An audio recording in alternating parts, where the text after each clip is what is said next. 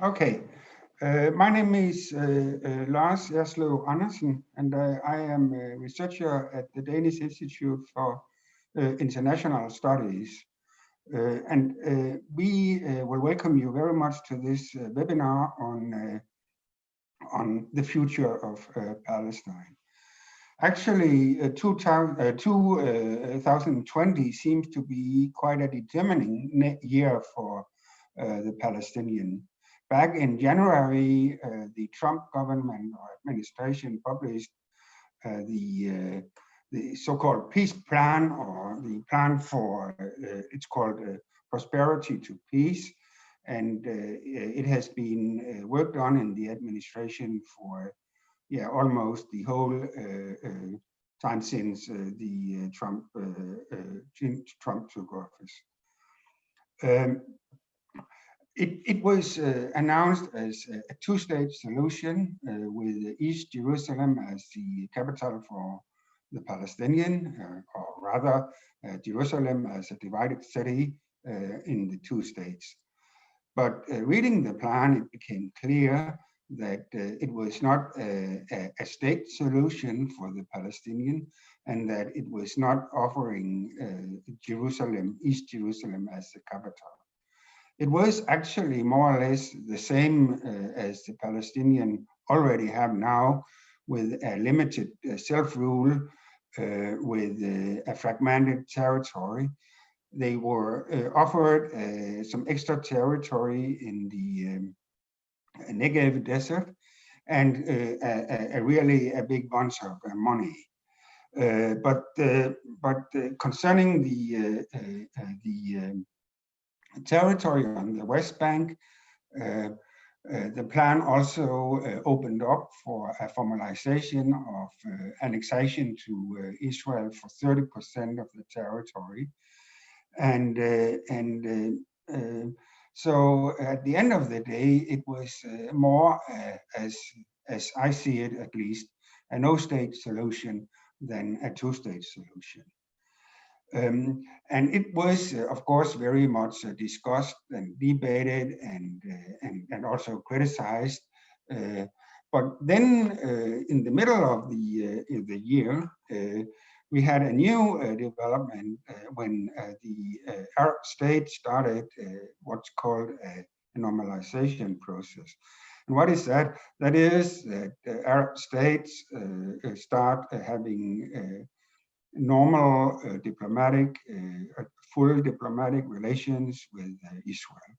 The first state was United Arab Emirates, followed by Bahrain, and then lately in last week by Sudan. And probably it will start what I could call a domino process that other states will follow. So where does that all leave the Palestinians today?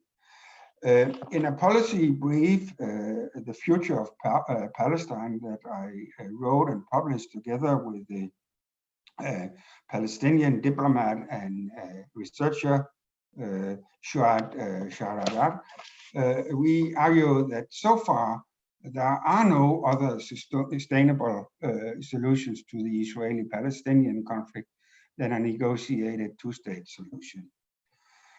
We argue that the so-called one state, two nations solution is not valid because at the very soon future, it would eradicate Israel as a Jewish state, and probably that would not going to happen. So only a two-state solution with Jerusalem as a divided city is sustainable, we argue. But looking at the facts on the ground, today Israel is informally controlling more than 60% of the West Bank. It would be very, very challenging to see this two-state solution being realized.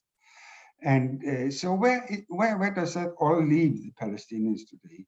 That is what we are going to discuss now in the following hour. And we have a very interesting and distinguished panel to address this. First, we will have a presentation by the former Danish Ministry of Foreign Affairs, Dr. Per Stig Møller, who was the foreign minister from 2001 to 2010, and who was deeply involved in that time with the development of this so-called roadmap to peace that should lead to the two-state solution, but so far failed to do it. Per Stig Møller is also an academic. He has the highest degree you can get in Denmark, Dr. Phil, in philosophy and literature. He has served other posts as Minister for Culture, Environment, and he has been member of the parliament for more than 30 years. So, but it is in his capacity of Ministry of Foreign Affairs, of course, that we would like to hear his thoughts about the future for Palestine. And then we have from Roskilde University, Professor Michel Pace, who is professor of global studies, specializes in political sociology, European Union affairs, Middle East affairs, relations between EU and the Middle East, and done a lot of studies, policy studies, research programs, and a lot of other things. And from London, we have Chaim Jacobi, who is a professor of development planning at UCL in London. And his research focus on post-colonial architecture, planning and development in Israel, Palestine, the Middle East, and in Africa. And they will all have 10 minutes each for their presentation and reflections.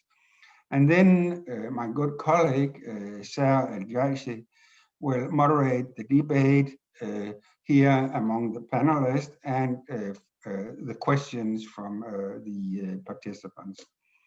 Sir is a postdoc at Danish Institute of International Studies, and he holds a PhD in Islamic studies, and he is a specialist in Islamic philosophy. And now he is affiliated with the European Research Program on transnational jihadism, which is conducted by Mona Kaval Sheikh here at the Danish Institute of International Studies. So now I will welcome you all, and I will welcome especially now Dr. Per Stig Møller to give his presentation on the future of Palestine. Thank you.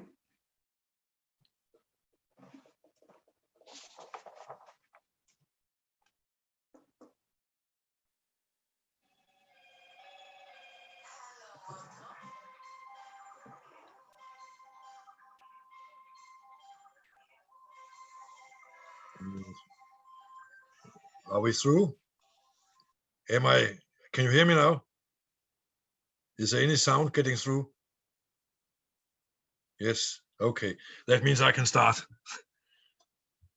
Well, we started to make this roadmap to peace in 2002 and 2003. And that was because we thought that to get a lasting peace and calm area, then we had to settle the Palestinian problem between Israel and Palestine. Otherwise, we would have conflicts and conflicts and conflicts, which could spill over to Europe, and which they have done.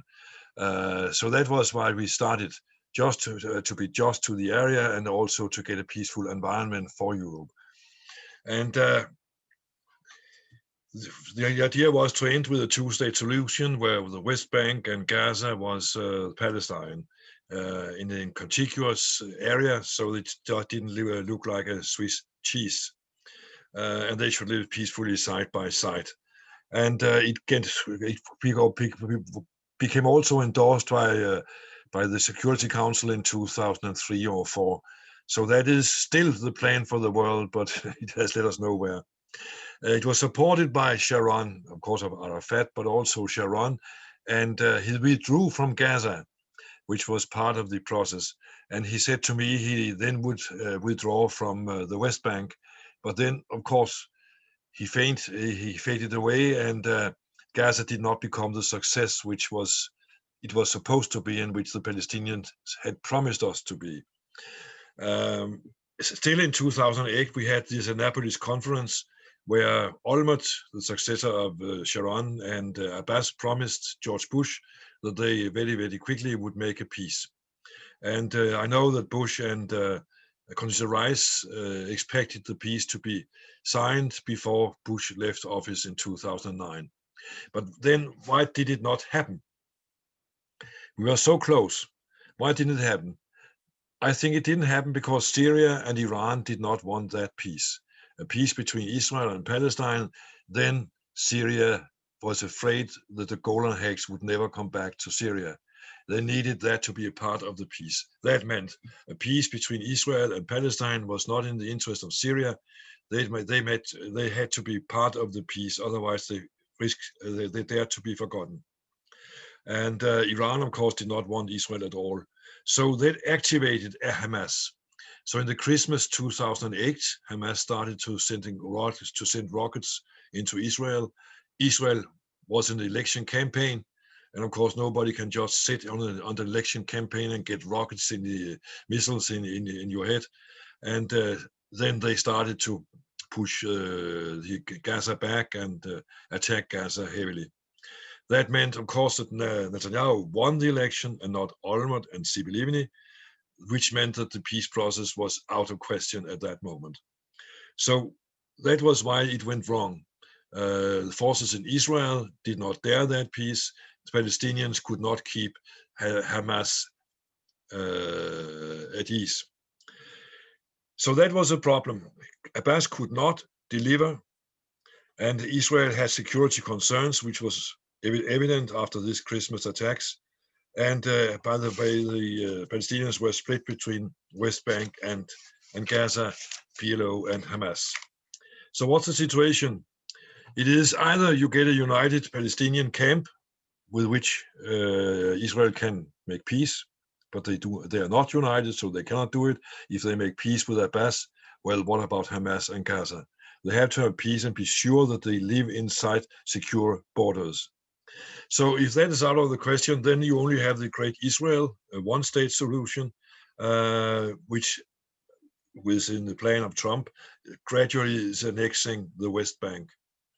Many Palestinians I've talked to say that will be the end of it, and they think that's okay with them, because at the end of the day, as Lars said, this new Great Israel will then either become an apartheid state if it's going to stay a Jewish state, or it will be a democratic state, and then at the end of the day, it will really be with Arab majority.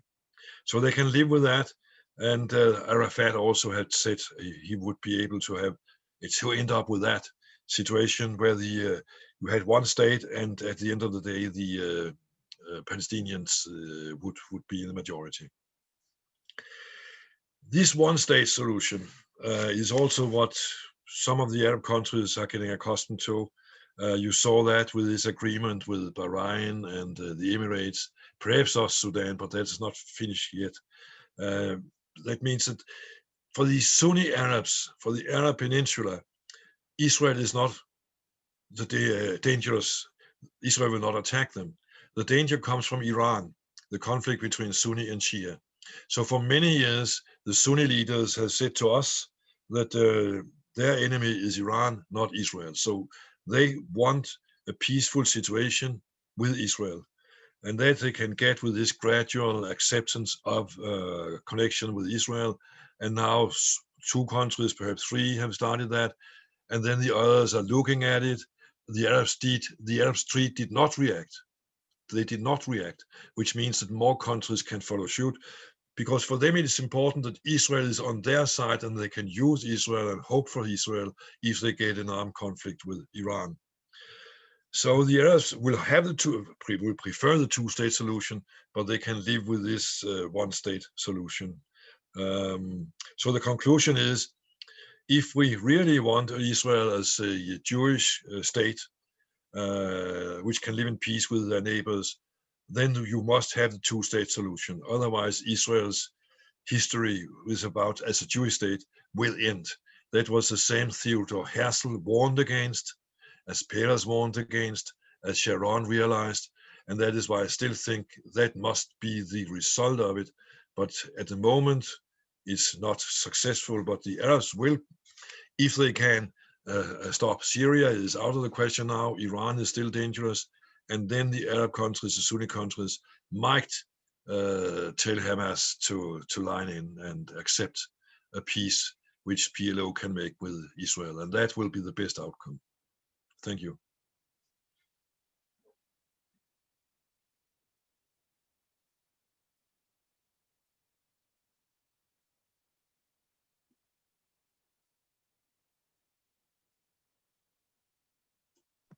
Am I going to do something? No, thank you. Thank you very much, Per. And thank you. Now I will give the word to Michelle Pace. Please, go ahead.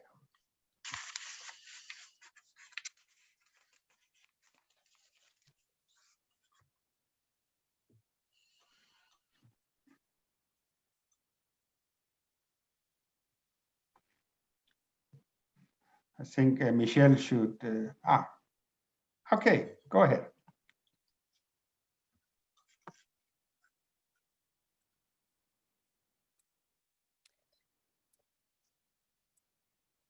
Thank you, Lars, for giving me this opportunity to participate in this very important event. I will share with you now my slides. I have to say that my starting point was precisely the policy brief that Lars and Yuad wrote, where they actually made 3 recommendations. And as mentioned by Lars, one is that the two-state solution remains the only viable alternative. Then they also made some reflections about Palestinian civil society. And the third was the point about what is going to happen with the Palestinian National Authority. So I just wanted to bring it to your attention the most recent Pulse joint poll, which was conducted by Khalil Shikaki and his colleagues at Evans program in Tel Aviv University. This is something very recent from 26th October, where if we think about what the Palestinian and the Israeli populations think, and this is something that has been conducted since 2016, the two-state solution does not actually gain support from a majority of either population, and the overall support remains almost unchanged. So we have 43% of Palestinians supporting two states, 56% oppose it. From the Israeli side, we have 44%, 42 of which are Israeli Jews who support, and 42 who oppose. So what is the alternative? Well, there are a couple. And according to the survey, the unequal single state is more popular among both sides than frameworks based on equality. A growing portion declined to support any other alternative. And this, importantly for us, reflects a climate in which the publics have no hope in the political agreement process or the political process, which I will take up further later. Regarding one equal state, 27% of all Israelis and Palestinians equally support this option. The two-state confederation is another option, which is supported by 30% of Israelis and 29% of Palestinians. Now, regarding the one unequal state, when asked if respondents would support their own governing part to take over the entire land, with the other side having only partial rights, the results are also quite staggering, with Israeli Jews and Palestinians having almost equal support, being 35% and 36%. So what does this tell us? In sum, support for the two-state solution remains relatively stable at 43%. So among all Israelis, Jews and Arabs, 44% in total support the two-state solution.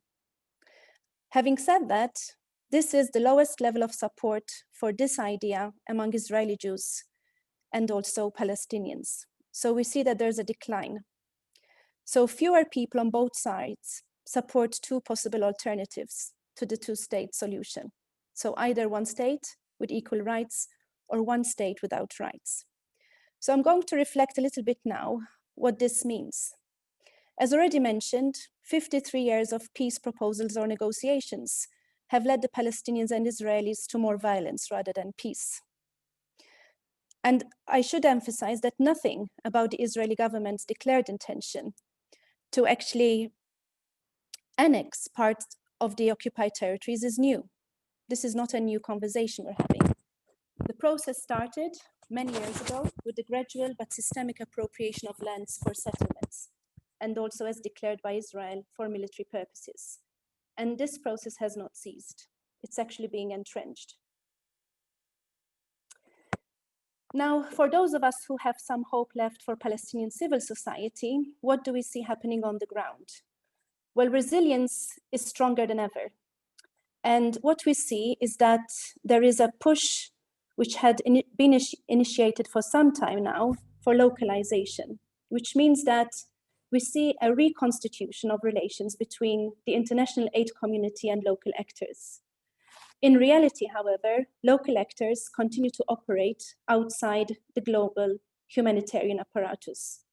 And this has been most evident during the initial phases of COVID-19, when of course international aid actors were restricted in terms of access, and therefore this showed us the tenacity of local actors, who often with very few resources continued to be the best place to respond to needs exacerbated by the pandemic. For the Palestinian National Authority, I just want to emphasize that the manner in which the international community perceives and treats the Palestinian Authority as a state promotes and legitimizes the continuation of the occupation, and therefore entrenches settler colonialism even deeper. So I would say that critical is the establishment of clear boundaries and roles for the institutions that are to govern and represent Palestinians, namely the PLO and the PA. And Palestinians themselves should have the last say in determining who is exactly able to speak on their behalf. And of course, a weak, divided, and illegitimate Palestinian leadership cannot possibly offer a one voice in terms of the national agenda.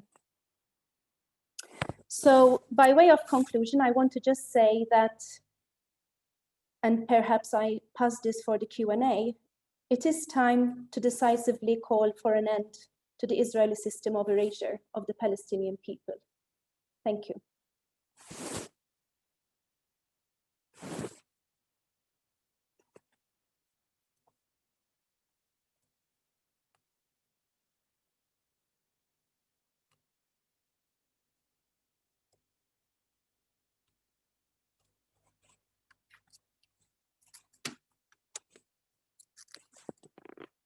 Oh, unmute. Okay, thank you very much, Michelle. And now we will give the word to Chaim Jacobi from London. Please go ahead. Thank you very much, Lars, for the invitation. What I would like to do today is to focus on the case of Jerusalem as a paradigmatic, I would say, case in which we can understand the different processes that were mentioned also by Michelle and the others previously. So I would like to share with you some of my main arguments or basis for my discussion today. The first one is that we need to acknowledge that Jerusalem, or Jerusalem Al-Quds, is a de facto binational urban territory, as opposed to the way in which many people see it. The logic of settler colonial city is the dominant one, and it focuses on the expansion, on exploitation, and on the elimination of the native. And I think that these are the three lenses through which we need to understand the urban processes in Jerusalem, especially since the Second Intifada. I think that on the one hand, we can see the success of colonization.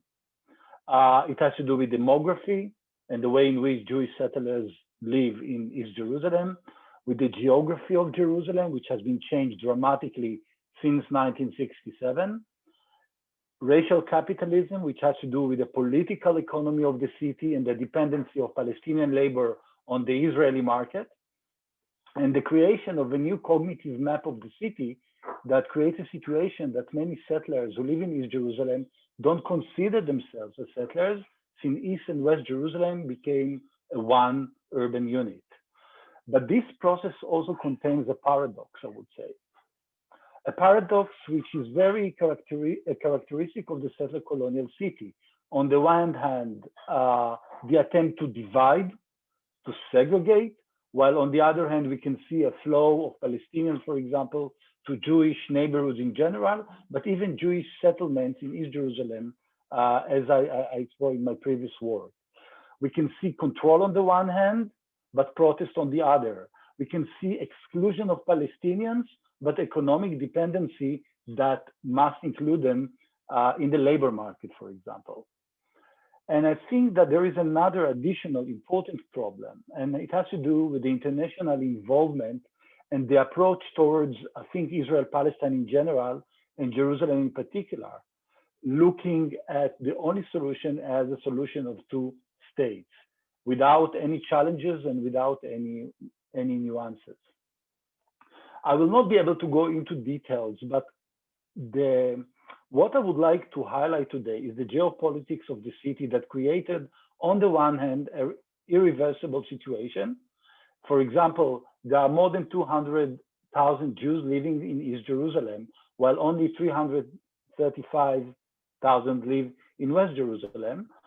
So we can see, that the flow of people from one side to another is part of the project of the government since 1967, one should say.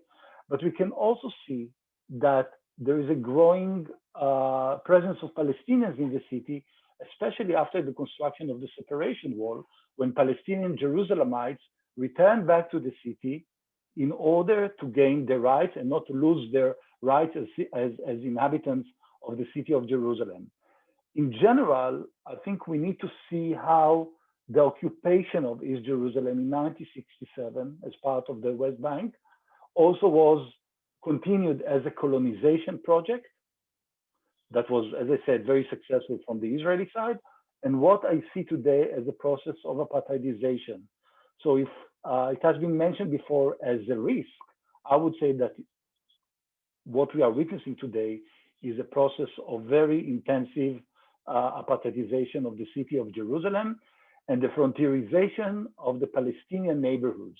While the big project of colonization ended with the construction of big neighborhoods that house only Jews, what we can see today is a very, I would say, careful and small intervention in Palestinian neighborhoods, aiming at excluding Palestinians from the city.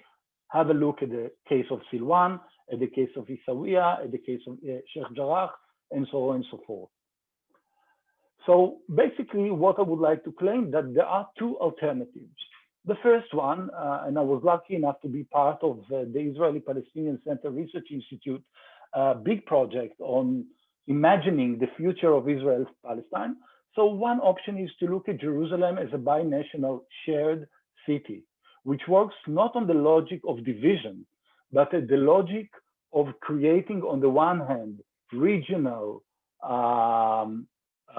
partnership, I would say, and management which works on the different needs of each community in the city. So the idea is that sovereignty on territory is not sovereignty on everyday life. And I don't want to go into details, but I think, this is a very creative option that unfortunately is not taken into account while the logic of two states and division is the main logic. And hence, we are finding ourselves in a very problematic situation of making Jerusalem into a neo-apartheid city. And when I use the title neo-apartheid city, I'm not just talking about segregation and division. I'm also talking about the growing intervention of private NGOs, mainly right-wing, radical right-wing settlers organizations that are taking over, I would say, sovereignty on the city. have a look at the Silwan case, for example, to those of you who are familiar with the news. I think, what we are witnessing is also a racialization of the Palestinians in East Jerusalem. They are not just the enemy or the subject of exploitation, they are also the racial other. So I think that Israel, through the process of colonization, put itself in a very problematic corner. There are only two options, a binational shared city or a neo-apartheid city. Thank you very much.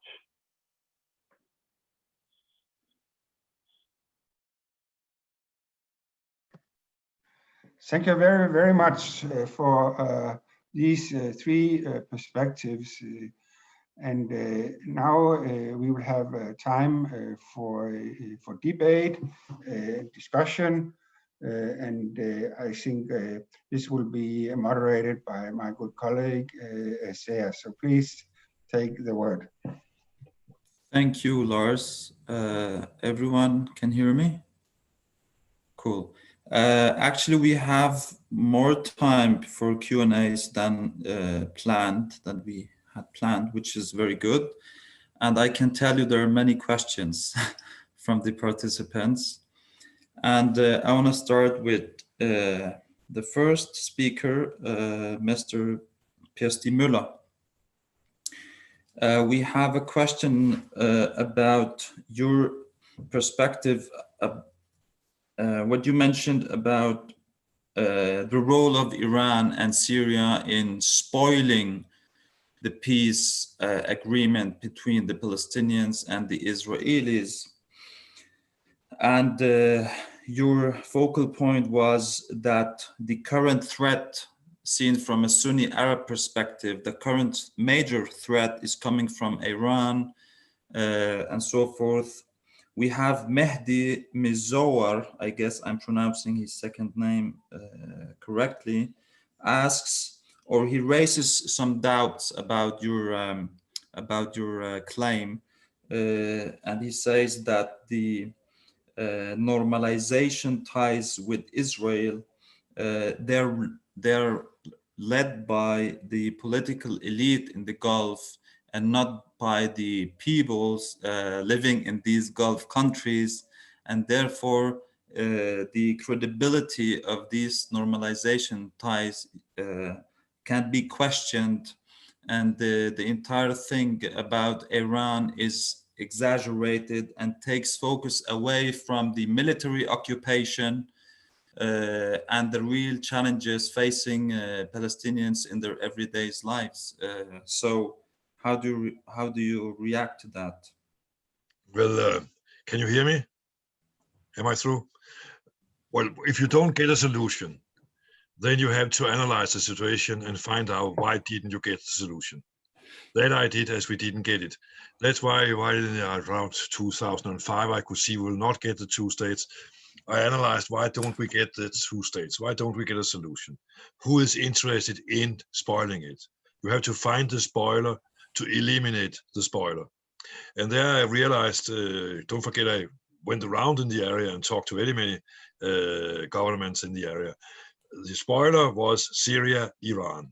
Why? Because Syria was, as I said, afraid of being forgotten if we made a separate peace between Israel and Palestine, because what about the Golan Heights? That was one of the things I negotiated with Olmert and with Assad. That was a peace treaty between Israel and Syria, and it was very close, but was destroyed in 2009. But it was very close, and that was Golan Heights. And then they promised, then they would stop Hamas. Well, if they can stop Hamas, they can also activate them, I thought. So I'm pretty sure that you have Syria and Iran behind the Christmas war. And that was why I tried to make a separate peace between Syria and Israel, and we were close, but it didn't happen. And then about the Arab Street, well, that was a test, Bahrain and the Emirates. There you had to see, does the Arab Street react? The people, as wasn't the question. No, they did not react. Not in Egypt, not elsewhere. They did not react. And then you can say dictatorships and so forth. Yeah, but they normally react if they really are angry and will support the Palestinians. They had got enough of the Palestinian problem. For them, I discussed that with Amr Musa, for instance, and some other Arab leaders in the middle of the zeros. And then I said, our enemy and our fear is Iran. Mm. Then I said, then we are in the same side. Then let us row the boat together. And he answered, yes, let us row together. So the process between Israel and Palestine was a problem because that was a stumbling stone on our cooperation between the West and the Arab world. And that was why I'm sure that they would stop Gaza if there was a possibility to get a viable two-state solution. But that you don't know. If you make a peace with Palestine, with whom do you make peace? If you make them with Abbas, well, if he falls at the upcoming election after that, and Hamas takes over, well, it's the security. So we are stuck in a situation where they cannot move, and that's why you are moving towards the greater Israel. And for Iran was not interested in a peace because then Israel would exist forever. And that is against the interest or the philosophy of Iran.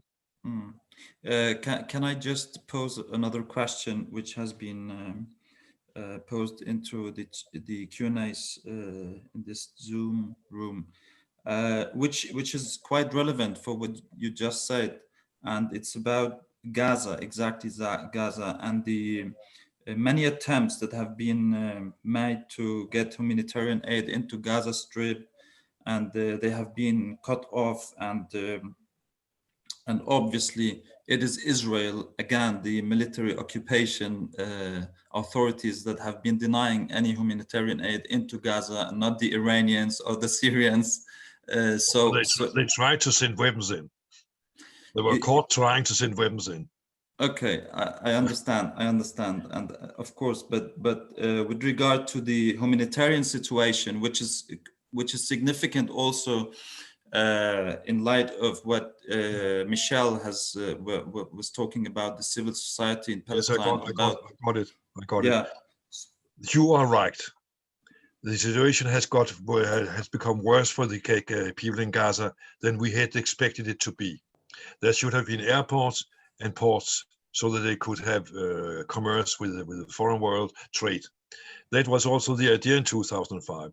We poured money into it, and the World Bank poured money into it. Wolfensohn sent his own money, his private money, I think $300,000, to help them take over the vineyards of the Israelis when they left. So they got a lot of help. I talked to them, and they said to me, I said, don't make it a viper's nest, because then we cannot move on. Then there will not be any move on the West Bank. They promised that it would be peaceful and the economy would flourish.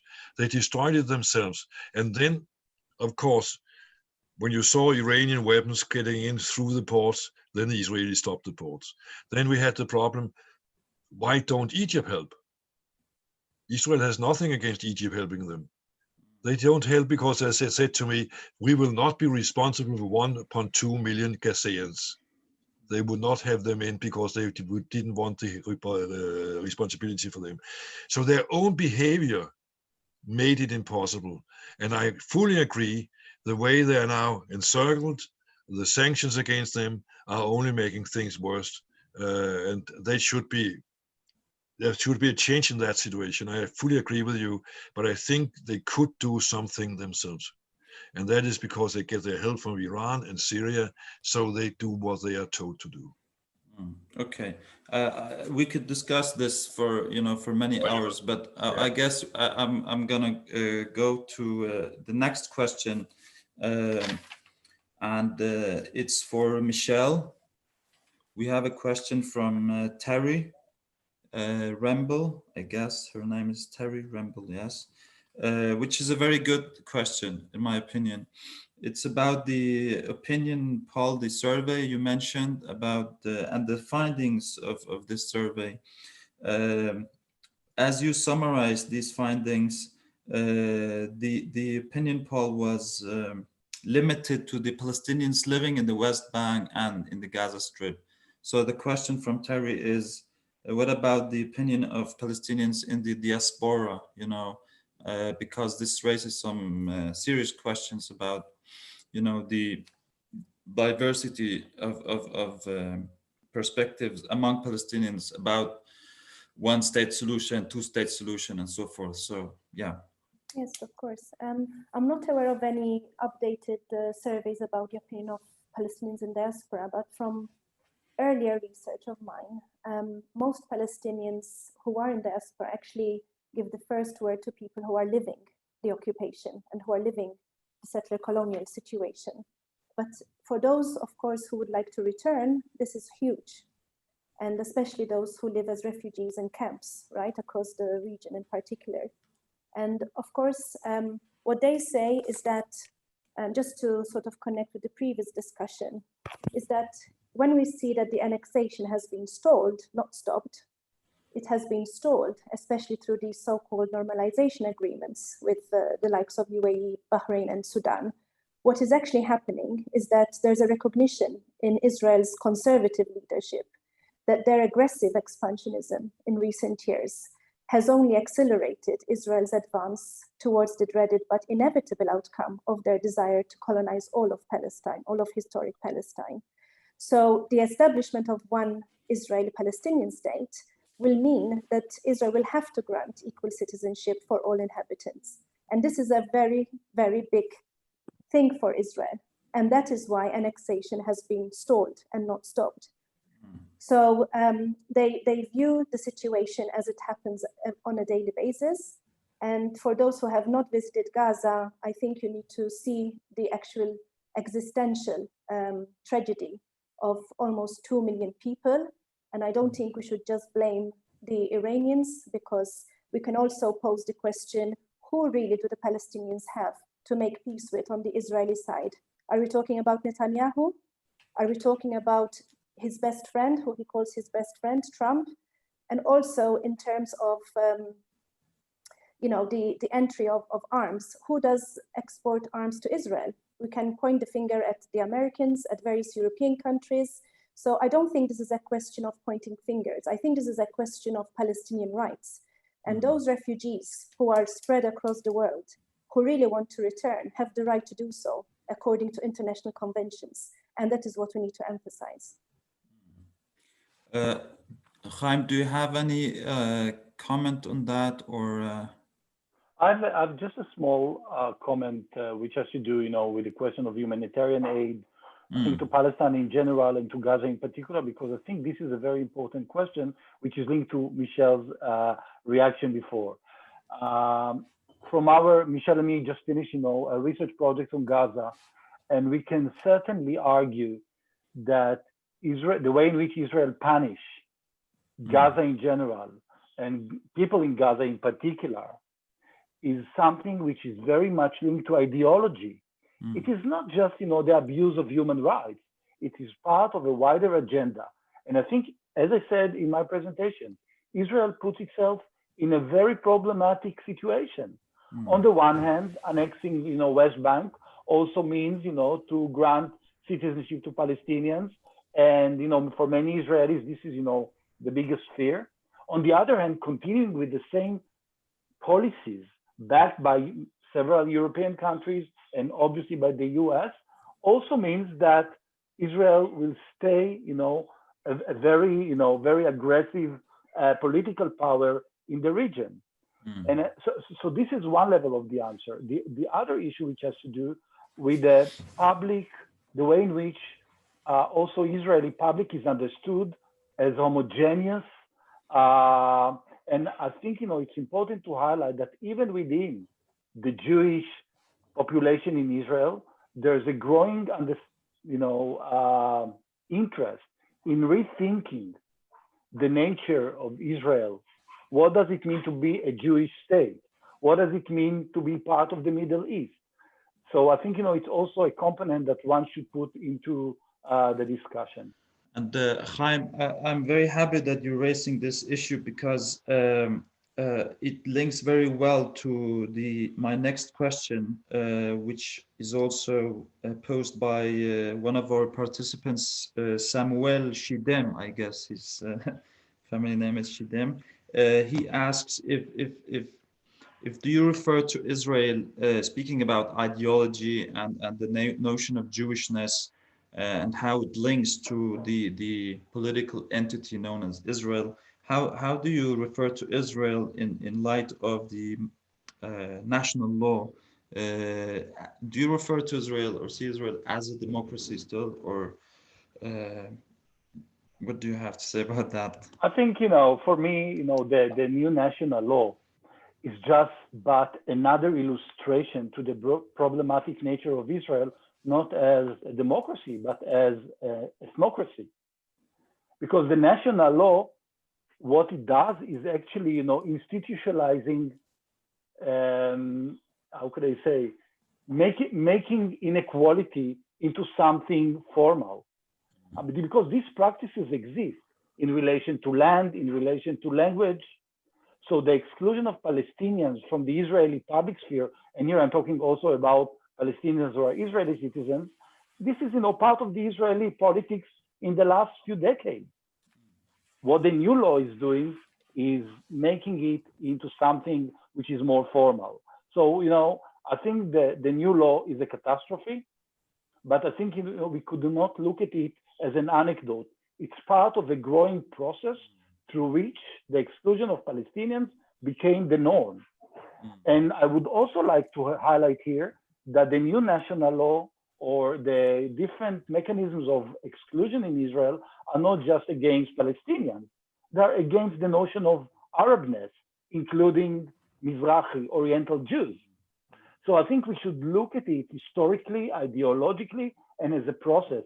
And hence, my very pessimistic vision of Jerusalem as a new apartheid city, which I would argue is a paradigm to the future of Israel-Palestine, unfortunately, I see it as a process, as an ongoing process. And I think we need to start being very critical and not to look at all these anecdotes as one single story. We should look at it as a continuous process. I guess this point has also been raised in the policy brief itself, which formed the basis or reference point for this meeting or seminar. And this brings me to a question I want to pose to Lars, who's one of the authors of this policy brief, as you all might know, about this, this essential question about the two-state solution. Because after what we have heard from Chaim and from Michel and even the more the diplomatic point of view from P.S.T. Müller, the viability of this two-state solution, and if we take Chaim's perspective about Jerusalem as a lens through which we can see or consider the entire Israeli-Palestinian future, as a de facto apartheid reality. So, Lars, my question to you, and this was also a question posed by one of the participants, Laura Zuccaro, that this insistence that the two-state solution provides the best solution. But what about the territorial fragmentation totally of the West Bank, for instance? How do you justify that paradigm, that insistence on the two-state solution, given the realities on ground, Well, it's thank you for the question, and of course it is a very valid point. I also addressed it in my own presentation that you can say on one side the only sustainable way is the two-state solutions, but on the other side, looking at the facts on the ground, it is very, very hard to see that it can come through that way. But I think also what we need to think about is decency in how we are treating these kind of international problems, because we have an international society and international law that has a long history of saying that the Palestinians, they got their rights to the territory, they got the rights to a decent living, they got the rights to live in their own states. We have the old UN general conclusion that Jerusalem has to be considered as a divided city, so on and so forth. So if we want to change these, or not we, my point is, if the Israeli and the Palestinians are going to change these parameters, they have to negotiate about it. And they have to negotiate about it in the context of the international society that would need to address the basic problem, and that is that the Palestinian, they actually have a proven for their claim on rights for, I mean, since 48. So it is not a solution when you come and say, okay, we don't want to listen to the Palestinians. Now we are doing a peace plan, and we will offer them something, mostly a bunch of money. I think this is not the way that you can treat a problem that has a legal aspect, moral aspects, human aspects, and so on and so forth. So if you are pointing to the fact that, okay, the two-state solution is not viable because Israeli made all these settlements, I mean, the solution is that they dismantle these settlements. And if they don't want to, they need to have a negotiation on what then to do. This is the basic point in the brief, and also what I will repeat here. So it is the absence of feasible alternatives that makes the two-state solution the only one viable in your eyes. I think as a liberal Democrat, as I am, I think the most viable solution would be the one-state solution, where with equal rights and so on and so forth. But I think that is even more difficult to see in a realistic way come through.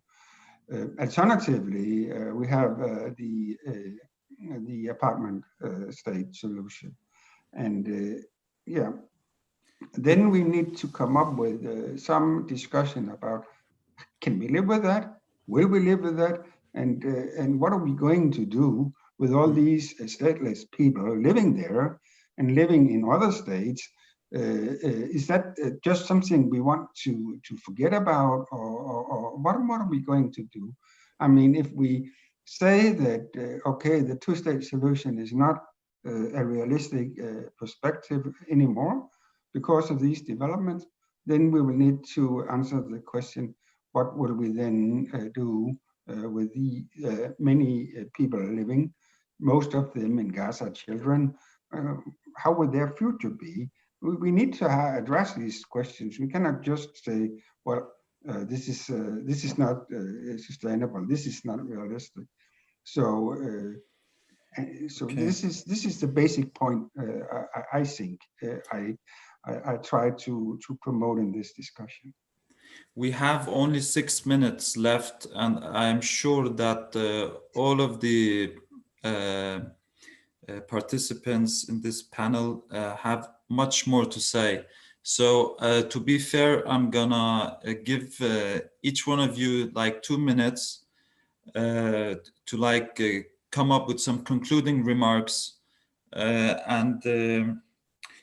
Before doing that, I just want to say that I'm a researcher myself, but I haven't researched about Israel-Palestine, but I am a Palestinian, and you know, for me, it would be very, very difficult not to, you know, to be objective, of course. But I mean, you know, the point of view represented by P.S. Müller, and I will give you the word, of course, Mr. Pia, that, you know, the entire time blaming the Palestinians and so forth, you know, it reflects or illustrates how you know, the West has been like, you know, is not an objective or neutral partner in this so-called peace process. And I mean, even this two-state solution or two-state paradigm will always make Israeli security concerns the cornerstone of all negotiations, at the exclusion of Palestinians. So how I'm just gonna, throw this ball and, to spark some discussion within the last 5 minutes we have. And I will please ask you to just to take 1 minute, each of you, or 1.5 minutes, so we can end this panel. So yeah, Mr. Peer. Yes, when I'm kid. Yes, the two-state solution is the only one which will bring peace to the area. No doubt about that. And I have nothing against the Palestinians. I've worked very closely with Arafat and with Abu Mazen. So don't misunderstand me. My analysis is what destroys the peace, what are the stumbling stones for the peace. And that was Syria, and that was Iran, and that was why I worked with Syria. The only solution is a two-state solution. But then you have, as Michel said, is there a partner in Israel? No, there's no partner in Israel at this moment. But if really you had a government with the Palestinian side, which were trustworthy, where you have Gaza and the West Bank represented under the same government, then you had somebody to negotiate with, if they want peace, which is what you should have between Israel and Palestine. And then, of course, the peace forces in Israel would grow. They are mute now because they have nothing to work with. You cannot make a two-state solution if Israel feels, you talked about security, if Israel feels deeply insecure. As Sharon said when we talked about that, then he said, I'll give them more if it's part of the solution, and he would withdraw everybody from the West Bank. I'll give them more if it's a part of the solution. If it's not a part of the solution, I'll make it myself, and then they will get less. Of course, I know that's some years ago, and you don't have a Sharon around. So I think that the will in Israel would grow if Palestinians got a reliable government, which talks for both parts of Palestine, but they don't have it. And that's why Michel is right. There's nobody to negotiate with in Israel at this moment, but there would come if you have a reliable partner in Palestine. Thank you. We'll go right away to Chaim, and then finally with Michel. Please, Chaim, take the word. I would like just to, to give some highlights. I think, the first issue, which has been also mentioned by Lars, and I would like to emphasize it, has to do with the question of demography and geography. I think we need to acknowledge that the new geographies, colonial geographies of Israel and Palestine, are irreversible. I disagree here with Lars. You cannot withdraw more than 500,000 people from the West Bank. I think, the Israeli leadership is not ready to do it. And I think the Israeli public is not ready to do it. I also think that we need to understand the Israeli-Palestinian future, I would say, as something that demands strong and, vision and leadership, which unfortunately I don't see in the Israeli political arena. Not in the future, even if Netanyahu will go home, which I hopefully will. I don't see any better leadership that will have the courage and the vision to develop any alternative to the conflict. Okay. Michel. Thank you, Sire. I'm just sadly reminded of the Balfour Declaration, where the Arabs are promised their own state and the Jews are promised a Jewish homeland. And it makes me very sad to see that although decades have passed, the so-called international community remains complicit through what they constructed as the peace industry. So sadly, the Palestinians are very much left on their own, and there's no other way but for unity amongst Palestinians. And I just want to say that negotiations and dialogue with Israel have led to nowhere, and the EU has learned this the bitter way, because Israel claims that the EU is not even an external partner to be recognized. So let's forget negotiations and dialogue, and let's look at what sticks we can impose, because that's what South Africa has taught us. Thank you. Thank you. I'm not sure if I shall give the final word to Lars, as the mastermind of this webinar. Well, you can do that. You can do that. And thank you for moderating, Sarah. And thank you again for all your good contributions to this important debate. As you all have mentioned, we can continue discussion, and we will probably have much more to say. But I think this webinar succeeded in addressing some of the really important issues and problems related to this. And I hope that this can also contribute to continue the discussion about what are the future for the Palestinians and how can we assist this. So thank you very much for your contributions and for this seminar. Thank you.